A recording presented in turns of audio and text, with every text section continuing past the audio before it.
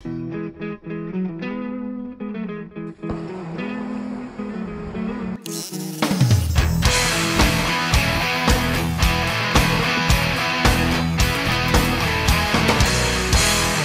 shalom.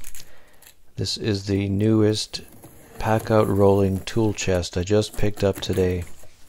I'm going to break it out of the box. It's massive. It's bigger than two of the rolling standard size, side by side.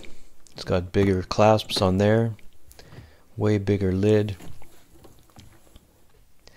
Seems to be pretty sturdy. There's kind of reinforcements there with holes you could tie stuff to. Looks really strong.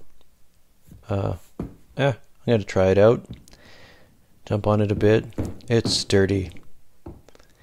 It's very stout. The lid is held up by this little pin. It's kind of flimsy. I mean, it holds it, but it's sort of wobbly. And then it has kind of a rinky-dink little lock there you have to push to close it down. It works okay, but it's not a strut or something like that. It's got one of those toolboxes on top. And grooves for like compartments. I don't know if they make one for that, or you just can put plywood in there or something else. Make it yourself maybe. Completely customize it. So push the button, close the lid. And the bottom is pretty sturdy. The wheels look okay. It's got some pretty strong points for standing on when you stand it in the upright position. Little legs kind of. And another big handle down there for carrying it. But it stands up like a suitcase, and it actually reminds me of luggage you take on an international trip. It's got a big handle.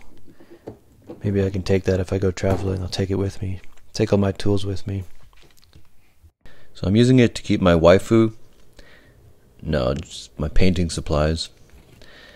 And it's big enough for pretty much everything I need, and specifically long enough for the one painting pole that never fit in the old Packout rolling base, and I could never find it. So now it's with my other stuff. That's basically all I wanted this for. Now, because the Packout slides in left to right in this case, the orientation of the top box or any subsequent boxes are on the wrong side for me coming into the trailer.